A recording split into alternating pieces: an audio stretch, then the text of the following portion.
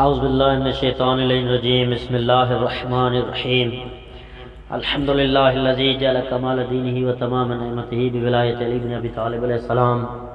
والصلاة والسلام علی سید الانبیاء المرسلین وآلہ طیبین الطاہرین المعصومین اما بعد فقد قال امیر المؤمنین علی بن ابی طالب علیہ السلام بسم اللہ الرحمن الرحیم وسکن من عظمتہ وحیبت جلالہ فی اثناء صدورہم۔ ناظرین گرامی قدر سامعین محترم، السلام علیکم ورحمۃ اللہ۔ درس نہج البلاغہ کا خطبہ نمبر 130 کا آج چوتھا حصہ آپ عزیزان کی بارگاہ میں حاضر ہے۔ اس خطبے میں امیر المومنین علی بن ابی طالب علیہ السلام ارشاد فرماتے ہیں اور اللہ کی بزرگی اور عظمت اور اس کا جلال، اس کی حیبت کی بنا پر ان کی دلوں میں آباد رہتا ہے اور ان کے اندر گھسنے کے لیے وسوسے طمع نہیں کرتے کہ ان کے تصورات و تفکرات و خیالات میں کسی طرح کی ہلچل پیدا کر سکے۔ ملائکہ میں سے ایک گروہ ایسا ہے جس کو پانی سے لدے ہوئے بادلوں میں اور عظیم پہاڑوں کی بلندیوں میں اور ایسے تیر و تاریک مقامات میں جہاں اندھیروں کی وجہ سے بھٹک جانا ضروری ہے تعینات کر دیا ہے، اور ان میں سے وہ بھی ہیں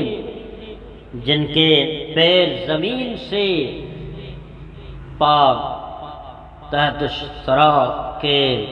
گہرائی تک نکلے ہوئے ہیں، اور وہ سفید پرچموں کی مانند ہے جو ہواؤں اور خلا میں سے ادھر گزر گئے ہیں، اور ان کے پاؤں کے نیچے خوشبودار ہوا ہے جو ان کے لیے سہارا بنی ہوئی ہے، اور وہ گنجائش کی انتہا تک حد بندی کیے ہوئے ہیں۔ مطلب یہ ہے کہ یہ ملائکہ پوری کائنات کے وسعتوں میں سمائے ہوئے ہیں اور یوں کائناتی حدود کی منتہا تک پھیلے ہوئے ہیں، اور اللہ کی عبادت اور اطاعت نے انہیں ہر مصروفیت اور شغل سے باز رکھا ہوا ہے، لہذا وہ ہر لمحہ عبادت میں مشغول ہیں۔ ان کے اور ان کی معرفت کے درمیان ایمانی حقائق ان کے لیے وسیلہ بنی ہوئی ہیں، اور ان کے یقین اور اعتماد نے جو انہیں اللہ پر ہے دوسری طرف متوجہ ہونے سے منقطع کر رکھا ہے، اور اللہ کی محبت اور شدت شوق نے ان کی تمام توجہات کو اللہ پر مرکوز کر رکھا ہے، اور جو کچھ اللہ کے پاس ہے اس سے انہیں اتنی رغبت ہے کہ وہ جو کچھ اوروں کے پاس ہے اس کی طرف رغبت نہیں کرتے ہیں۔ یقیناً انہوں نے اللہ کی معرفت کا مزہ چکھ لیا ہے اور انہوں نے وہ جام پی لیا ہے جو اللہ کی دوستی اور محبت بھرے رویے سے لبریز ہے، اور ان کے دلوں کے اندر اللہ کے خوف نے جڑیں چھوڑ رکھی ہیں، اور خوف وہاں پوری طرح مسلط ہے۔ چنانچہ طولانی اطاعت نے ان کی کمروں کو اعتدال کے خلاف جھکا کر رکھ دیا ہے، اور ہر وقت اللہ کی رضامندیوں کے لیے حصول میں لگے رہنے کے باوجود ان کے آہو زاری اور گڑگڑانے کے ذخائر ابھی ختم نہیں ہوئے ہیں، اور قرب خداوندی کی عظیم بلندیوں پر ہونے کے باوجود بھی ابھی ان کی گردنوں سے عاجزی و خاکساری کے پھندے نہیں اترے ہیں، اور ان پر خود پسندی کی حکمرانی ہوئی ہی نہیں کہ اپنی گزری ہوئی عبادتوں کو اور اطاعت کو زیادہ سمجھ کر اترائیں، اور نہ اللہ کے عظمت و جلال کے سامنے ان کے عجز و انکسار نے یہ موقع آنے دیا ہے کہ وہ اپنی نیکیوں اور عبادتوں کو عظیم شان سمجھ لیں، اور نہ ہی مسلسل کوششوں اور محنت کے باوجود ان پر سستی اور کاہلی مسلط ہو سکتی ہے، اور نہ ہی اللہ کی عبادت میں ان کی دلچسپی اور رغبت کم ہونے پائی کہ وہ اپنے رب سے امید و تمنا کو کم کر سکیں، اور مناجات اور دعاؤں میں طویل عرصہ کی مشغولیت نے ان کی زبانوں کے کناروں کو خشک نہیں کر دیا ہے، اور نہ کبھی ایسا ہوا کہ وہ دوسری مصروفیات کی وجہ سے اپنے گریوزاری اور گڑگڑانے کی آوازوں کو دھیما کر لیں، اور جن مقامات پر وہ اطاعت اور عبادت کے لیے کھڑے ہوتے ہیں وہاں اپنے کاندھوں کو آگے پیچھے نہیں کرتے، یعنی اپنے صفوں اور قیام کو سیدھا رکھتے ہیں، اور انہوں نے راحت و آرام حاصل کرنے کی کوششیں نہیں کی کہ اپنی گردن کو اللہ کے احکام کی تعمیل سے آزاد کر کے عبادت میں کمی کر دیں۔ ان کی کوششوں اور پختہ عزم پر کم فہمی اور غفلت وارد نہیں ہوتی کہ وہ خدا کی بندگی سے غافل اور معذور رہ جائیں۔ ان کی ہمتوں اور اطاعت میں خواہشات کی فریب کاریاں اثر انداز نہیں کرتی۔ انہوں نے ہر ضرورت اور احتیاط کے لیے مالک عرش ہی کو اپنی ناداری کے دن کا ذخیرہ بنایا ہے، اور انہیں اپنی رغبت اور تعلق کو صرف اللہ سے وابستہ کر رکھا ہے، جبکہ دوسرے لوگ اپنا سروکار مخلوق سے رکھتے ہیں،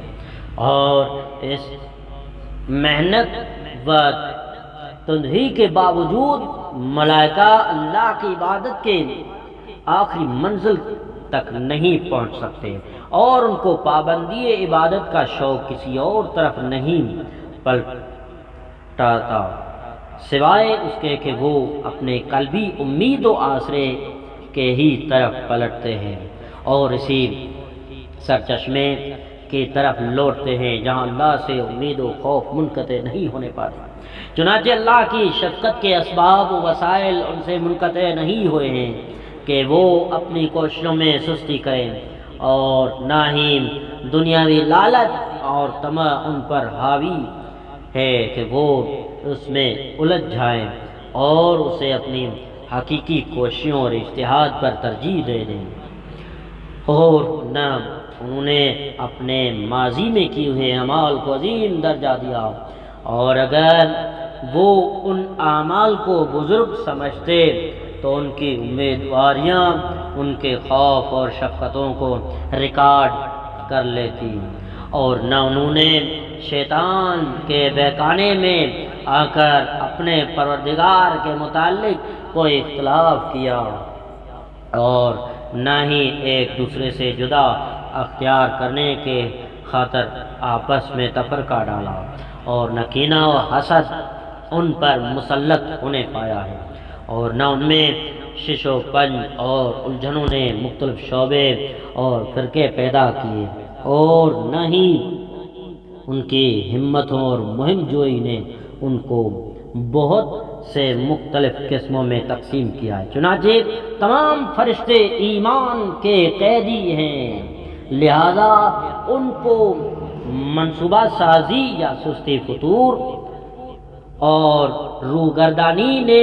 ایمان کی قید سے کبھی نہیں چھڑایا، یعنی ان پر یہ چیزیں کبھی اثر انداز نہیں ہوئی۔ آسمانوں کے طبقات میں کہیں ایک کھال کے برابر بھی ایسی جگہ نہیں جہاں کوئی نہ کوئی فرشتہ سجدہ نہ کر رہا ہو، اور وہاں تیزی اور سرعت کے ساتھ کوششوں میں مصروف فرشتہ موجود نہ ہو۔ اپنے پروردگار کی طولانی اطاعت سے ان کے علم میں زیادتی و اضافہ ہوتا رہتا ہے، اور ان کے دلوں میں ان کے پروردگار کی عزت و عظمت میں بھی زیادتی اور اضافہ ہوتا رہتا ہے۔ اللہ نے اس زمین کو ان امواج میں قیام کے لیے بھیجا جو اسی طرح حرکت و جنبش میں تھے جس طرح نر و مادہ حالت ہیجان میں ہوتے ہیں۔ تمام سمندروں میں اس وقت اپنے پانی کو ایک دوسرے سے زیادہ بلند کرنے کا جھگڑا اور مقابلہ جاری تھا۔ سمندروں کی موجیں ایک دوسرے کو رگڑ دینے کے لیے تلاطم میں مصروف تھی اور موجیں ایک دوسرے سے ٹکرا کر گونج پیدا کر رہی تھی اور ان میں ایسا ہیجان اور جوش نمودار تھا کہ جیسے حیوانات جن سے مستی کے عالم میں گراتے ہیں۔ چنانچہ زمین کے حمل کی گرانی اور ثقالت نے متلاطم پانی کی سرکشی کو عاجزی میں بدل دیا۔ جیسے ہی پانی نے زمین کی دباغت محسوس کی تو اس کی کچل ڈالنے والی موجوں کا ہیجان رک گیا، اور جب زمین کا چوڑا چکلا پاٹ سامنے دیکھا تو سمندر نے اپنی اس کمزوری اور ذلت محسوس کر کے خود کو سپرد کر دیا۔ چنانچہ موجوں کے ہنگامہ خیزیاں ختم کر کے بے بس ہو کر رہ گیا اور ذلت کی حکمرانی قبول کر کے اس کے سامنے مطیع اور اسیر ہو گیا، اور زمین سمندر کے اندر اس کی موجوں کے درمیان ٹھہر گئی اور سمندروں کو ان کے تکبر اور سرکشی اور بلند پروازی سے روک دیا اور ناک چڑھائے رکھنے اور اپنے